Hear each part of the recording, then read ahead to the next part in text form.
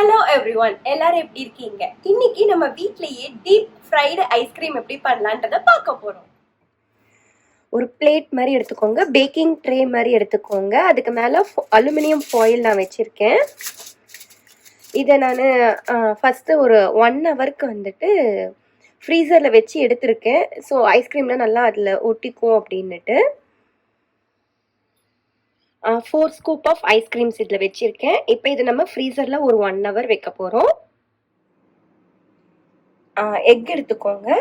3 egg எடுத்திருக்கேன். Just whites மட்டும், yellow வேணாம். 2 கப்ஸ் ஆஃப் கார்ன்ஃப்ளேக்ஸ் இருக்குது. கொஞ்சம் பொடி பண்ணிக்கோங்க, க்ரஷ் பண்ணிக்கோங்க. ஃபஸ்ட்டு ஐஸ்கிரீம் ஸ்கூப்பை எக் ஒயிட்டில் போட்டு இப்படி நல்லா கிளறிக்கோங்க. 2 ஸ்பூன் மாதிரி வச்சு பண்ணுங்கள். அப்புறம் அதை அப்படியே எடுத்து கார்ன்ஃப்ளேக்ஸில் போட்டுக்கலாம்.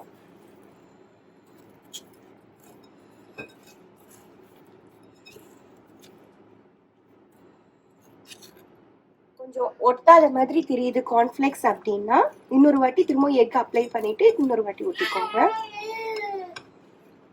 எத்தனை வாட்டி ஃபுல்லாக ஸ்ப்ரெட் ஆகுற மாதிரி இருக்கோ அது வரைக்கும் நீங்கள் திரும்ப திரும்ப பண்ணலாம்.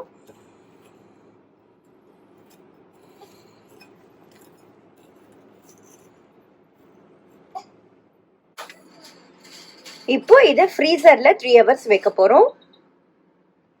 3 ஹவர்ஸ் ஆயிடுச்சு. இப்போ நம்ம இதை டீப் ஃப்ரை பண்ண போகிறோம். ஆயில் நல்லா ஹீட் ஆனதுக்கு அப்புறமா போடலாம். 10 செகண்ட்ஸ்க்கு மேலே விட வேணாம், சீக்கிரமாக எடுத்துடலாம்.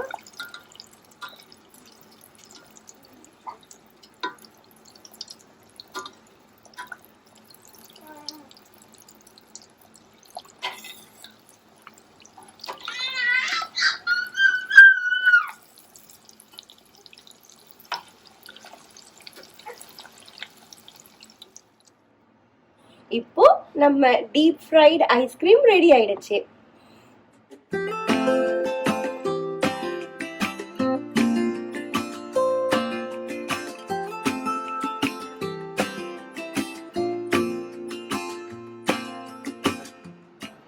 உங்ககிட்ட இந்த ஃப்ரைட் ஐஸ்கிரீம் பண்றப்ப கார்ன்ஃப்ளேக்ஸ் இல்லை அப்படின்னு நீங்க ஃபீல் பண்ணீங்கன்னா அதுக்கு பதிலாக பிரெட் எடுத்துக்கலாம்.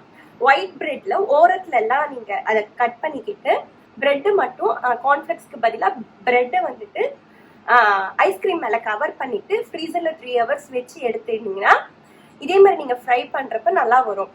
பட் கார்ன்ஃப்ளேக்ஸில் நல்லா க்ரன்ச்சியாக வரும். நீங்கள் பிரெட்டில் பண்ணுறப்போ கொஞ்சம் சாஃப்டாக இருக்கும் அந்த ஃப்ளேவர். உங்களுக்கு எப்படி வேணுமோ நீங்கள் அப்படி எடுத்துக்கலாம். உங்களுக்கு இந்த வீடியோ பிடிச்சிருந்துச்சுன்னா லைக் பண்ணுங்கள், ஷேர் பண்ணுங்கள், YaaYum சேனலுக்கு சப்ஸ்கிரைப் பண்ணுங்கள்.